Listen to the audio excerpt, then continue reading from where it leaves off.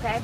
Chief Ralph Franklin, Okeechobee County Fire Rescue, and Sheriff Noel Stephen, Okeechobee County Sheriff's Office. All right, this morning at 9:45 approximately, we received our first 911 call in the northwest quadrant of Okeechobee County on the Kissimmee State Park property that a tornado had touched down in the RV area and had uprighted some RVs and some vehicles and trapping an individual under a vehicle. Units started responding to the area along with park rangers and FWC. The individual on the state park was removed from underneath the vehicle with minor injuries. Approximately 45 minutes later, in the northeast quadrant of Okeechobee County, we started receiving phone calls in regards to a tornado touching down in the Fort Drum community of Okeechobee County. We have been on this area since that first initial call, so we're about 3 hours into this incident. We have found approximately over a dozen homes that have been completely destroyed. Fortunately, we have found nobody that's been injured or hurt at this point. So as far as the initial rescue, that is about completed turnover, recovery, and determination to Chief Franklin. Right, follow up on the sheriff. We obviously responded with them at the original calls. At this point in time, we have completed the primary search of the area that's called the Ranchette. We're now going back through there to just double check our information we gathered and starting to set up the damage assessment teams to get an idea of how much damage was done. Just to echo, we have about 12 homes that are damaged. Again, no casualties, no fatalities that we're aware of. And we're going to be starting to transition here into more of the recovery mode. The power has been secured, and the sheriff's establishing a perimeter in that area. We'll answer any questions at this time that anybody may have. Can you comment on any injuries in Kissimmee State Park, reports of missing people that you're looking for? No, sir. Everything at this point, there have been missing people at both locations. Everybody's been identified and located at this point. What's your concern now?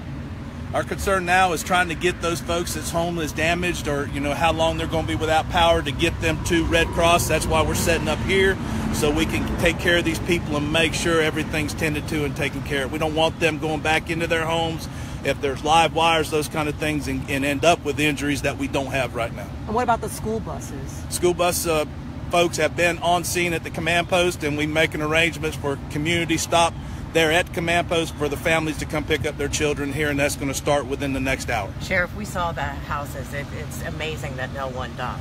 By the grace of God, ma'am. I mean, it's very, very fortunate. These homes are leveled and devastated. I'm sure y'all get footage for that, and also our PIO, Michelle Bell, will forward some of the documentation that we have to you, so you have that. Have you so spoken? Where do they go? I mean, other than here, how? I mean, there's nothing left. There's nothing left. No, man. We got to get the part of that recovery is getting the insurance companies out here. Hopefully these people have got insurance and they can come up with a plan B as to what they're going to do. Unfortunately, some of these folks probably have no plan B, have no insurance, and for those folks, we're going to do all that we can and provide the resources that are available to them. Have you Sheriff, we're live on the air. Can you please go over again the amount of devastation you're seeing? At this point, we're approximately, give or take one or two, approximately 12 homes that we say are completely damaged.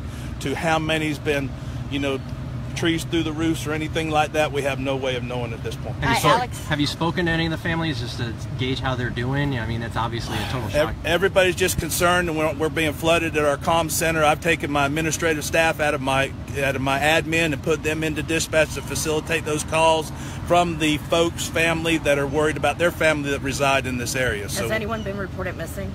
Everybody's been located and identified, at this point. And this church behind us, that's open. This is going to be a Red Cross shelter for these folks that close proximity to their homes, where they can come here and stage here, be provided some food and some relief until we can figure out what's going on. That area has been quarantined, has been locked off by my law enforcement officers, so only local residents will be allowed in there until we can get everything situated and established that it's safe. Have you spoken to homeowners?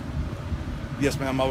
As much as we can at this point. Yes, sure. Is there any type of, system in place, alarm in place to give someone the heads up? I mean, it happens so quickly. We have, through our emergency management, they have an application that they can use. There was alerts of the tornado warning sent out, as well as the severe thunderstorm just a few minutes before the tornado warning. So if the people have that app on their phone, their computers, they would have got it there. And then, of course, the local media was broadcasting the tornado warning fairly quickly. And what's the advice to people? Sometimes we get those warnings and we just nudge it off. This is a perfect example why we need to pay attention. Yeah, they need to take them seriously. And what they need to do, they need to seek shelter. They need to come in from out of the yard, follow the standard Don't be in front of the windows and all that. Go to a safe room in the home and just be prepared to ride it out. This particular warning, I think, lasted around 45 minutes to an hour, roughly. And Sheriff, I know we're not the only ones you're concerned about going in the neighborhoods. People gawking, you don't want that. Absolutely, you know, and we do have people that want to go in there, pilfer, and you know, rummage through somebody else's belongings. Everybody's not home yet. A majority of these residents are at work, so you know they don't even know that their stuff has been damaged. So we're going to hold everything as best as we can right now, lock down the area. We'll come back and do another briefing in 2 hours at 2 o'clock. We'll rebrief y'all. We appreciate your time.